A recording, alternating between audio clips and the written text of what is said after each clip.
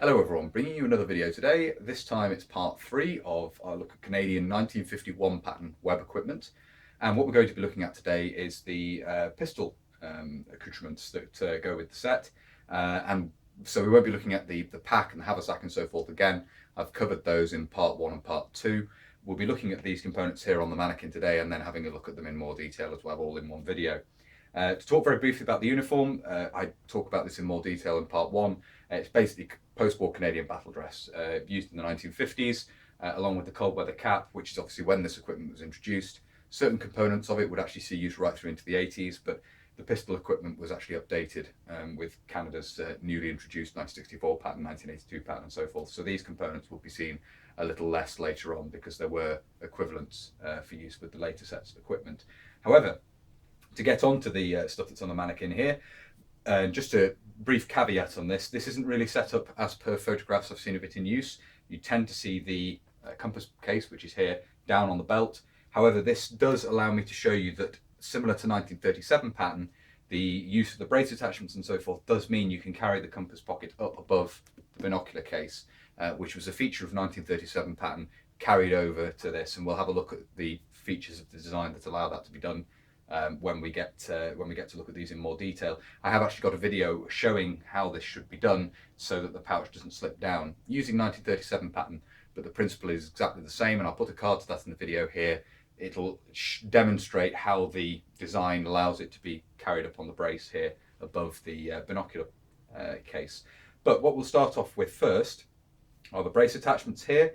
When not wearing ammunition pouches at the front, which obviously have a buckle at the top, to take the top of the braces, you have to have something else to attach the brace to the belt, and in both 1937 pattern and 1951 pattern that is formed by having basically a piece of webbing here with a buckle at the top.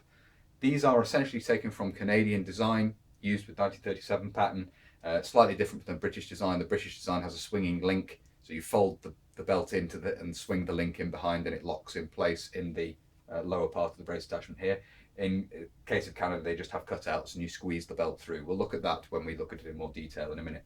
So we have brace attachments on each side to allow the belt to be supported by the braces in the absence of ammunition pouches.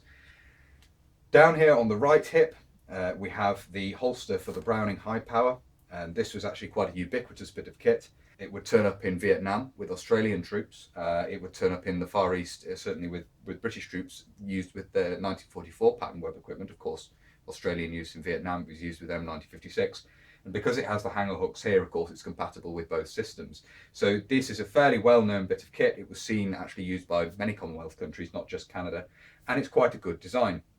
And one of the other issues was there weren't purpose-designed holsters in either Australia or in Britain.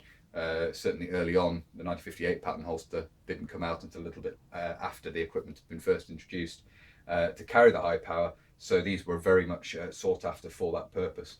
It's a neat design, quick release tab at the front here. We'll have a look at it in more detail off the mannequin shortly. Quick release tab at the front here, and of course it has an integral pouch for a spare magazine, so there's no need for a magazine pouch to go on the belt. The holster carries that as well, and you can see the grip of the high power poking out of the top there. Obviously it's a sort of half width flap at the top, so it doesn't fully enclose the pistol, which makes for an easy draw. The other components we have on the side here, and I'll just move the mannequin around slightly so we can get a better view of these so they're front onto the camera. The components we have here will be instantly recognisable to anyone who is familiar with 1937 pattern, in that they're essentially copied directly from that, just made in green webbing with blackened fittings. There's slightly detailed differences which we'll look at when we have a look at them in more detail. But the binocular case here is stiffened in the same manner as 1937 pattern.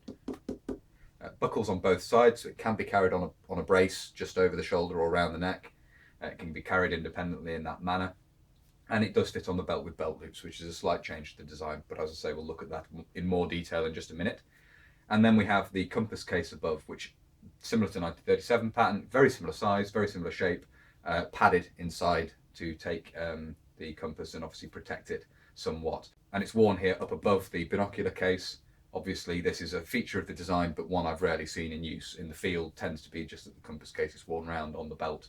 A little bit more practical. It's quite fiddly to fit it in this manner, but I wanted to show on the mannequin that it can be carried in this manner in the same way as it could with 1937 pattern. So all the other components we've already talked about in part 1 and part 2, the belt, the braces and so forth. I don't have any of the other components on here, the mess tin carrier, the canteen carrier, or the haversack or pack, any of that. This is just to show the components which make up the pistol equipment. Obviously, the mess tin carrier, the canteen carrier, and the haversack could all be worn, and the pack could all be worn with this, because you still have the loops in the top of the brace attachments here to take the hooks on the L straps. So if you want to see those components, look at part 1 and part 2. They'll show you those. These components here basically just replace the ammunition pouches around the front. They're the only bits that are swapped out. Everything else is still compatible with this, and obviously could be worn with the haversack or the pack on the back. And you can still carry the canteen and still carry the mess tins around in their pouch and carrier respectively. So, as I say, that's a look at the components on the mannequin. We'll have a look at these in more detail now to look at some of the design features. Okay, so the first item we're going to take a look at here are the brace attachments. These of course aren't exclusively for use with the pistol equipment. They can also be used by any troops who are using the equipment to carry the pack or the haversack without using ammunition pouches on the front of the equipment, and they just allow for that. They allow the braces to be attached to the belt. Obviously the belt loops through these sections here. You just fold the belt and pinch it and let it expand here, and obviously that will attach it effectively to the brace attachments. The top buckle here mirrors that on the back of the ammunition pouches, and it of course allows the braces to then attach to the belt using these.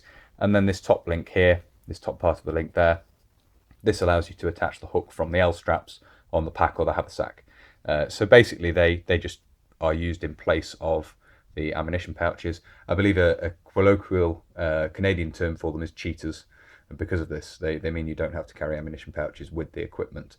And as I say, they are essentially derived from Canadian 1937 pattern. In fact, they're exact copies thereof.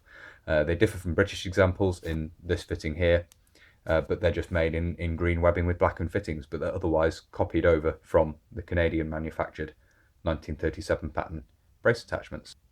The next thing we'll look at is the holster from this equipment set, and as already said, these are designed to take the Browning high power, and because of that they were used not only by Canada but also Britain and Australia, because both those countries didn't have a modern green dyed holster around when the 1951 pattern was introduced. It would be some time before Britain would introduce the 1958 pattern, and obviously Australia made use of these in Vietnam because they were compatible with the M1956 web equipment that Australia was using over there, thanks to the hanger hooks. We have in here this holster and the pistol inside were both lent to me by Alan. I do have an example of the holster, but it's not as nice as this. So as Alan was lending me the high power for this video, he very kindly lent me the holster as well. This is a late war English made Browning high power, very appropriately, and as you can see it's a very nice fit in the holster, of course being designed for. No separate ammunition pouch, but we do have a magazine pouch on the front of the equipment here. I've got the press goods there, and you can see that takes one of the Browning high power magazines very neatly. It's metal lined, as you can see there, so it's nicely stiffened to take the magazine. And then, as I say, the holster just opens with the quick release there, as do the pouches for this equipment set, the ammunition pouches. So that's all consistent.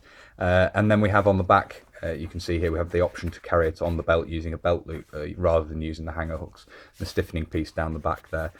As I say, a neat design, and not only used by Canada but used by both Britain and Australia as well, and possibly other Commonwealth countries, but I'm not sure about that. The next component we'll look at here is the binocular case, and this is, as I said before, basically copied from 1937 pattern. We have buckles on each side, so as I said, it can be carried on a brace, separate from the rest of the web equipment if you wish. On the back here we have belt loops in place of the C-hooks that would be typical of 1937 pattern, but otherwise that's the major difference really, is the fact of the use of belt loops here. The one C-hook you'll find on this equipment is on the back of the binocular case here, otherwise they're completely deleted from the system. But this will allow you to attach the compass case at the top, and I'll just bring that in now. You can see there's this loop on the bottom of the compass case, and you simply hook this in at each end and it secures the two in the same manner as 1937 pattern.